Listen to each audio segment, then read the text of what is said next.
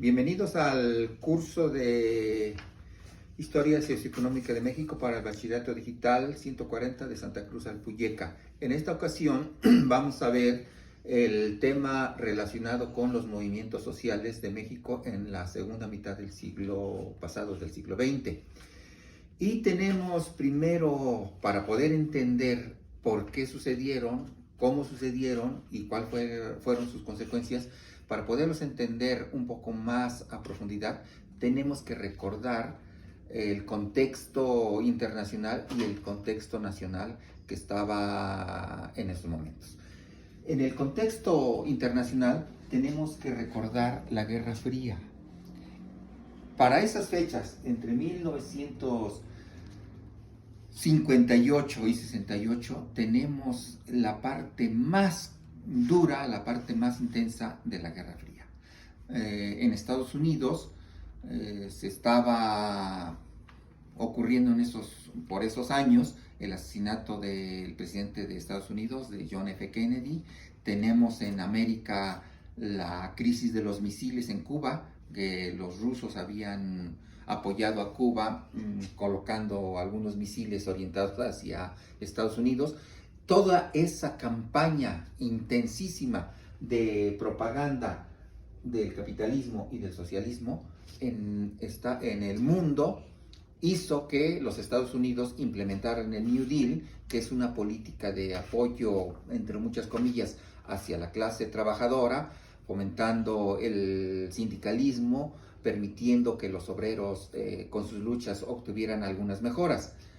Eso obviamente colocaba a México en una situación estratégica, porque la frontera sur de Estados Unidos, la frontera norte de México, es importantísima. No podían ellos permitir que el comunismo se acercara a Estados Unidos por parte de México. Bueno, en lo que se refiere al contexto interno, lo que estaba pasando en el país, estábamos en el desarrollo casi pleno de lo que se conoce como el milagro mexicano. Es decir, habíamos alcanzado un desarrollo industrial, un desarrollo social bastante significativo, 20 años de crecimiento económico del 6%, sostenido, sin disturbios sociales. Era algo pues que ningún país en América Latina había logrado.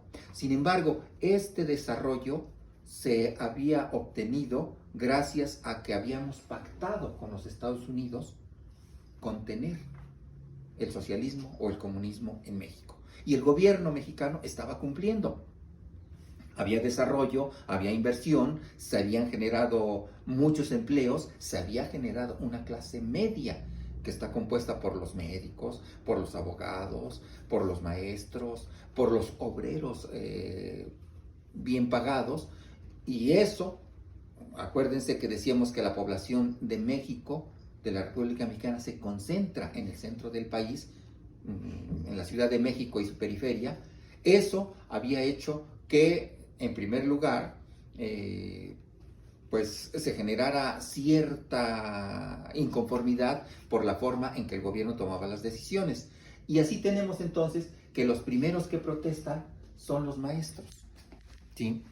Su dirigente, Otón Salazar, egresado de la Normal Rural de Ayotzinapa, Guerrero, de donde de donde egresaron también Genaro Vázquez y Lucio Cabañas, que se convirtieron en guerrilleros en el futuro.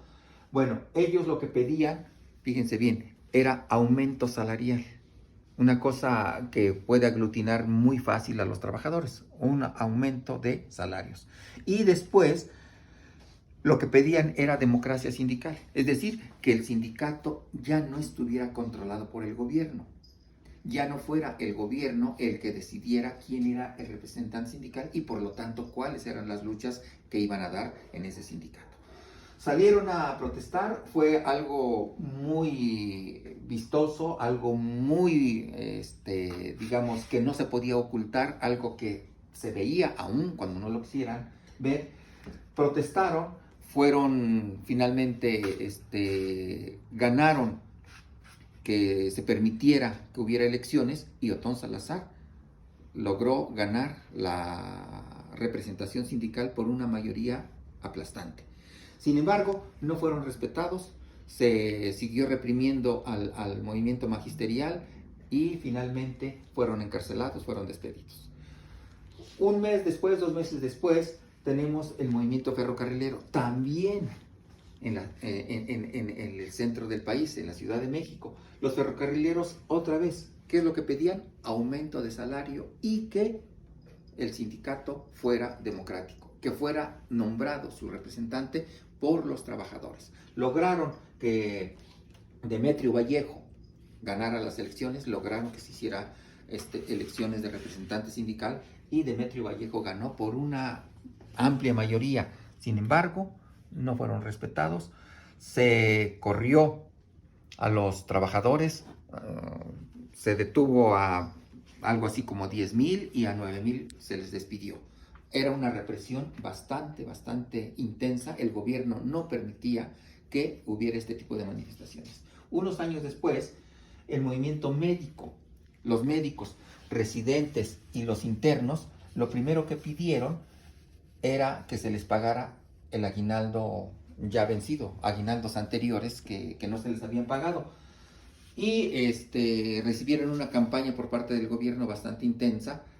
Se les negó en los hechos, porque de palabra Gustavo Díaz Ordaz se comprometió a resolver el conflicto. Sin embargo, no se les resolvió, se les despidió, se les desalojó, se tomaron los hospitales más importantes. Acuérdense que el Milagro Mexicano había construido muchos hospitales, entre ellos el 20 de noviembre, el Vicente Leñero en la Ciudad de México, que son hospitales del ISSSTE, y fueron tomados por el ejército y el gobierno mandó a médicos militares a suplir, a cubrir el espacio de los médicos que habían sido despedidos, que habían sido desalojados.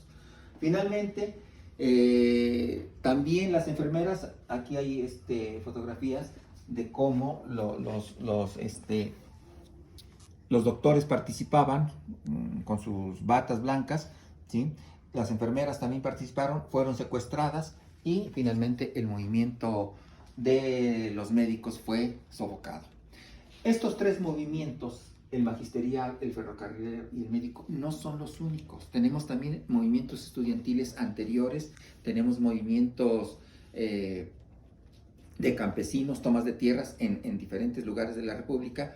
Había una efervescencia política porque el Partido Comunista Mexicano estaba haciendo campaña, estaba haciendo propaganda, y las ideas socialistas siempre han sido bien vistas por la clase trabajadora, bien vistas por las clases más humildes.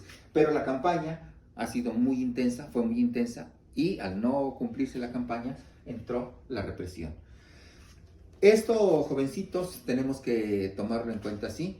No fueron propiamente ni las clases más bajas ni la clase obrera la que protestó. Era la clase media, es decir, aquellos que tenían ya resueltas pues mínimamente las necesidades básicas y que pedían ahora no una cuestión meramente económica, sino política. Pedían participación en las decisiones, pedían participación en el gobierno. Primero en sus sindicatos y posteriormente continuaron y lograron que se les tomara en cuenta como partidos electorales para la lucha por el poder.